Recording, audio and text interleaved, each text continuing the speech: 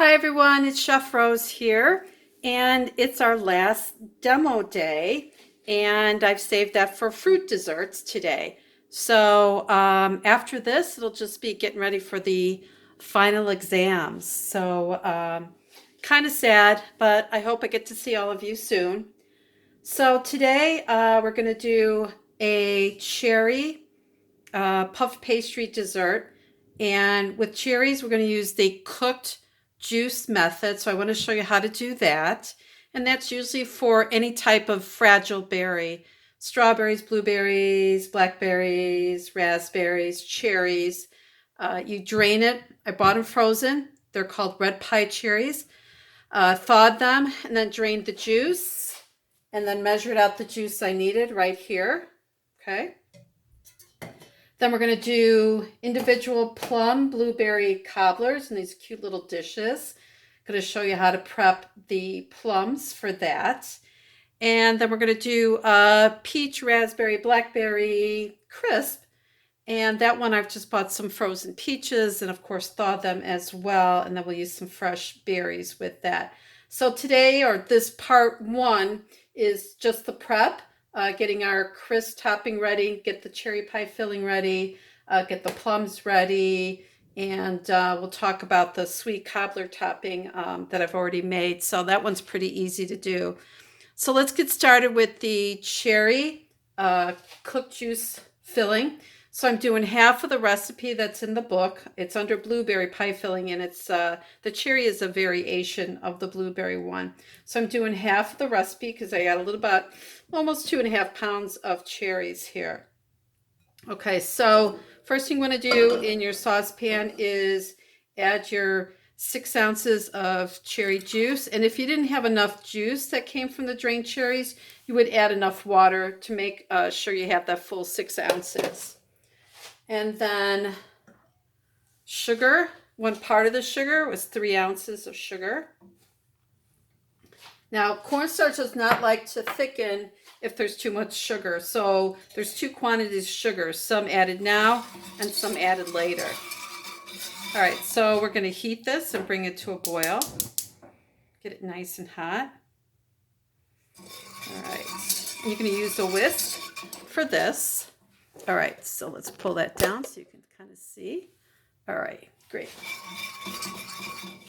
So in the meantime, I'm going to go ahead and make my slurry, which is cornstarch and cold water. So 8 ounces of cold water, and this is 1.25 ounces of starch.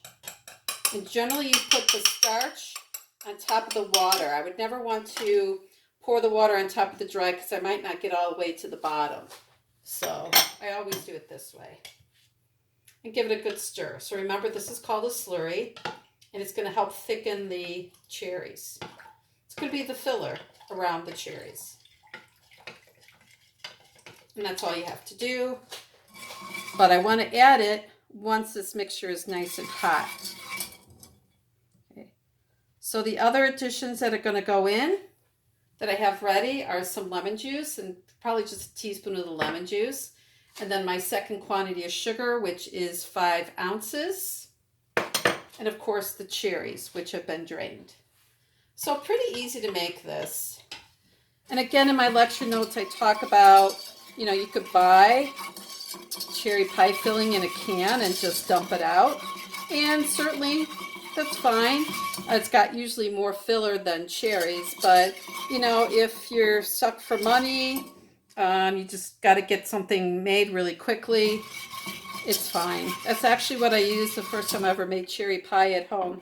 I used canned cherry pie filling, and my family was pretty happy with it. So quality isn't that bad at all, but not a big fan. I've tried apple fillings already made. They're not very good.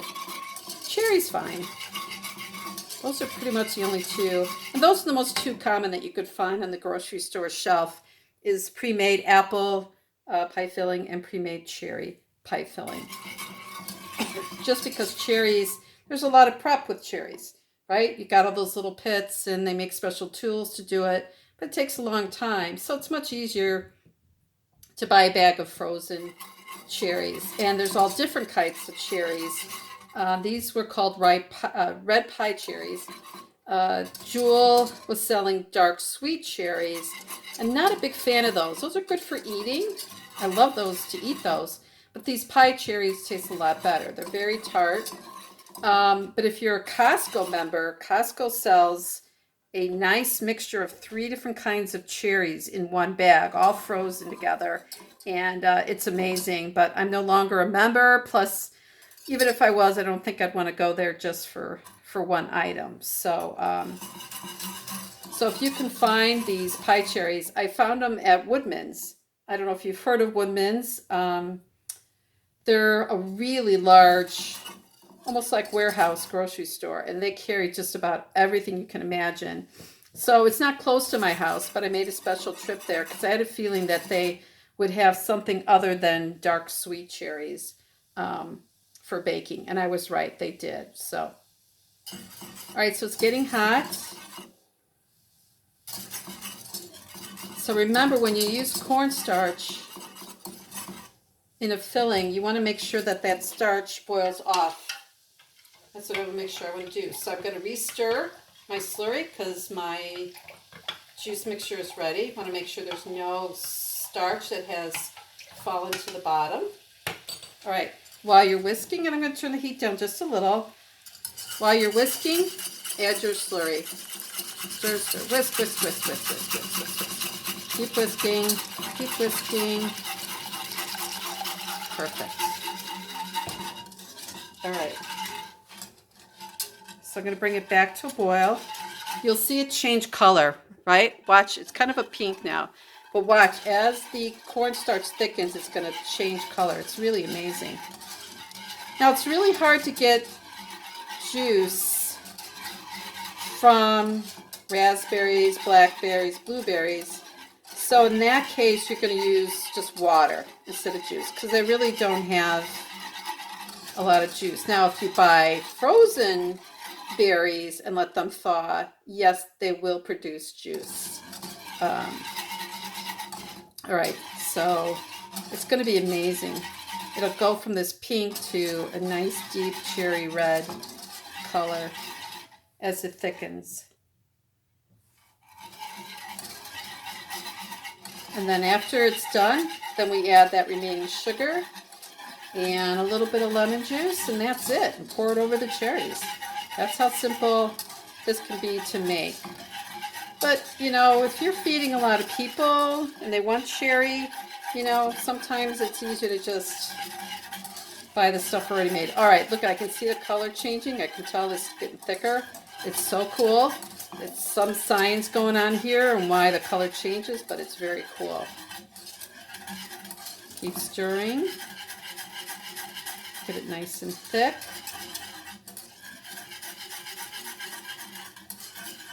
I've turned the heat up a little so it can boil.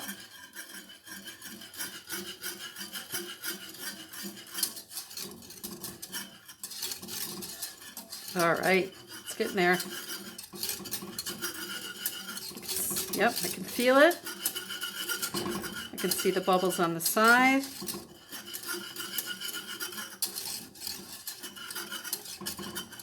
Beautiful.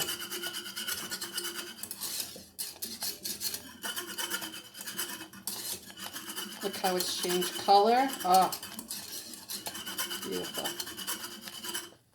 Look at it, plop, plop, plop. Turn it down a little bit. Make sure you don't burn yourself. Pops up. All right, turn off the heat. Beautiful. Look at how nice that looks. All right, now we add that second sugar, 5 ounces. Remember, these cherries are tart, so you got to have a certain amount of sugar in there for sure. And about a teaspoon of lemon juice. The lemon juice is going to act like salt. It's going to perk up the flavor, but also it keeps the beautiful color on berries, such as cherries, but blueberries, blackberries. When they bake, they can kind of get a little off color, so that lemon juice helps keep that beautiful, vibrant color. All right, so now all I do is poured over the cherries. There we go. So this is the cooked juice method. I've cooked the juice because most berries do not need a lot of cooking. They're very fragile, they're very delicate. So once I've done this, it doesn't take long in the oven to really just bring it all together. But basically, you could eat it like this. And that's it. Okay, so I'm going to go ahead and put it into the baking dish so that it will actually even cool faster. This is a beautiful dish I'm going to use. And I do not want to put a topping on until this is cooled. So that's why we'll come back for step 2 or part 2. Make sure you get all this filling. And part 2, I will show you how to put the puff pastry on top of this and get it into the oven. All right, there's our cherry. I can certainly try a little bit. I should, always. Beautiful. Now, I'm going to tell you, I forgot about this and I hadn't planned on it, but almond extract really is good in cherry. So just a little bit of almond. They actually are natural pairings. So not a lot. You saw I just added a little bit. A little bit of almond goes a long way. All right. So I'm going to try it again. Get a clean spoon. See if I can taste that little bit of almond. Good. So like a half teaspoon was plenty. So I'm going to put that aside to let that cool. Let me move this out of the way. I'm going to show you how to get the plums ready. All right.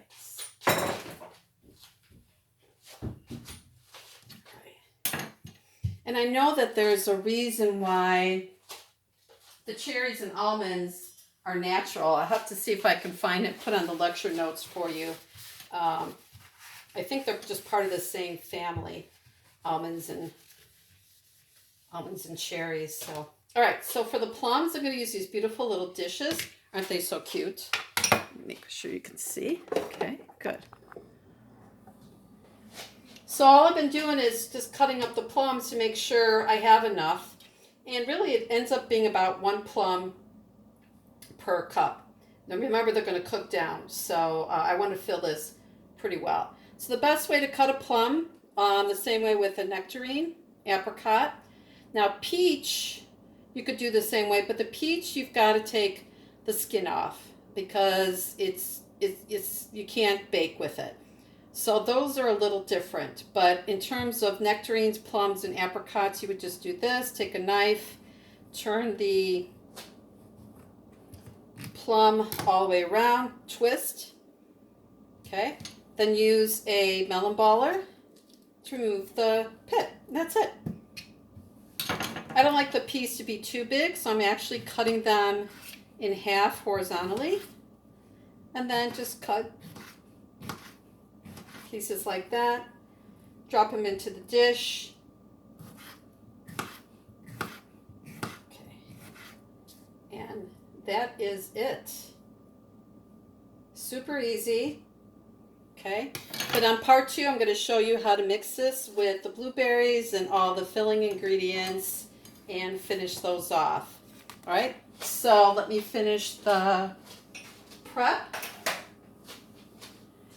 This is the sweet cobbler dough recipe I've put in your lecture notes. It's basically butter, sugar, and flour. And we're going to top those plums and blueberries with pieces of this dough. It's one of my favorite. It's not very sweet, but it's a nice topping and super easy to make. So that's already done. So we're going to make the crisp topping using the food processor. It's the fastest way, but certainly if you don't have one, you could do it by hand. All right, so the recipe, let me move this. The recipe is in your lecture notes. So it's equal parts So this is 1 cup of all-purpose flour and 1 cup of brown sugar. I'm using dark brown sugar, but you could use light or dark.